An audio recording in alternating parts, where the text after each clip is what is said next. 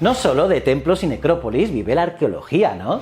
También es de gran interés conocer la vida cotidiana o los grandes eventos del pasado, aunque algunos de estos eventos pudieron ser muy violentos y dejaron tras de sí restos arqueológicos que se pueden estudiar para conocer los conflictos del pasado. Hoy hablaremos de las guerras y batallas de la antigüedad.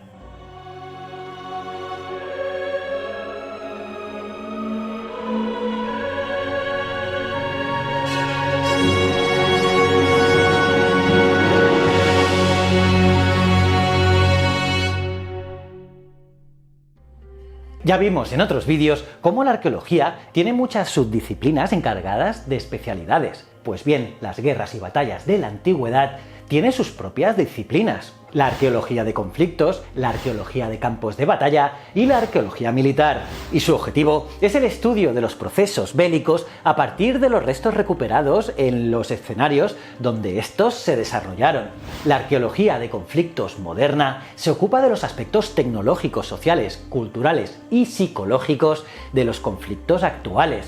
Es decir, a diferencia de la arqueología de campo de batalla, más tradicional, la arqueología de conflictos moderna profundiza también en el estudio antropológico de los conflictos, aparte, claro, de las manifestaciones físicas de las batallas. Por cierto, es de gran utilidad para analizar y comprender los conflictos actuales. Y para ello se busca reconocer dos cuestiones. Primero, darse cuenta de que cada conflicto es un tema multifacético que incorpora muchos contextos antropológicos de las poblaciones involucradas. Y segundo, para comprender el conflicto real, se deben comprender todas las facetas de los problemas motivadores y sus capas de conflicto.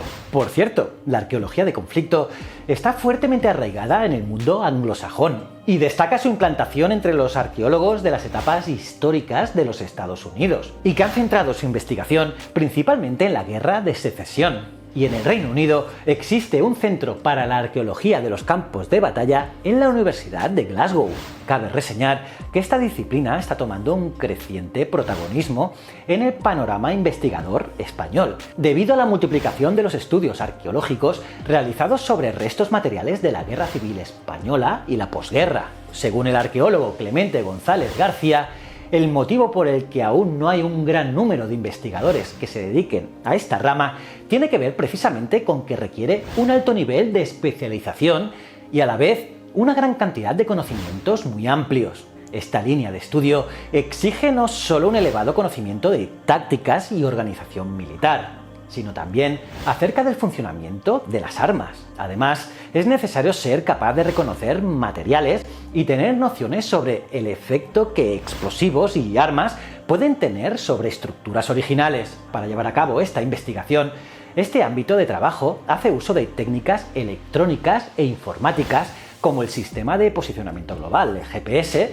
los sistemas de información geográfica, el SIG, o la fotografía LIDAR, aérea o por satélite. Y a pesar de su dificultad, está claramente en auge, ya que no solo se multiplican las investigaciones sobre las más diversas batallas, sino que, a diferencia de otras ramas de la arqueología, sus procedimientos y resultados encuentran gran repercusión e interés en el público en general.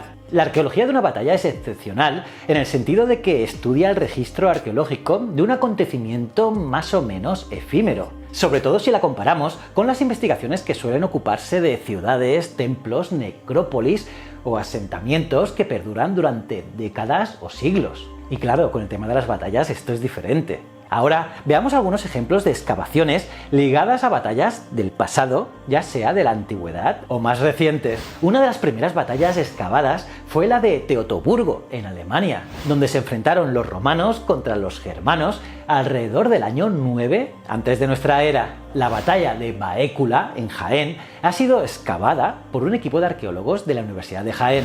En esta batalla se enfrentaron los ejércitos romanos y cartaginés a las órdenes de Escipión el Africano y Asdrúbal Barca, el hermano de Aníbal. Yendo ya al siglo XIX, se ha excavado y estudiado en detalle la batalla de Little Big Horn, que enfrentó a estadounidenses contra nativos americanos. Por cierto, otras batallas históricas, si bien se tienen más o menos localizadas, no han podido ubicarse en lugares precisos. Es el caso de las batallas de Aníbal en Italia, de las que se sabe que fueron en Tesino, Trebia, Trasimero y Canas, pero se desconoce la ubicación exacta y por lo tanto no hay restos arqueológicos de ellas. También es el caso de las batallas clásicas de las Termópilas o Maratón, ambas en Grecia.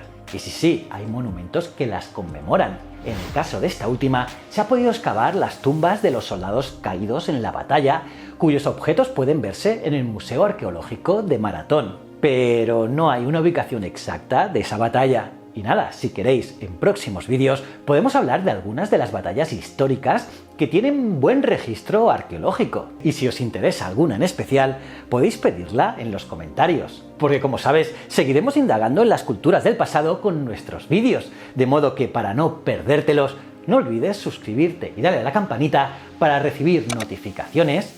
Y como no, también seguirnos en nuestras redes sociales de la Fundación Palar.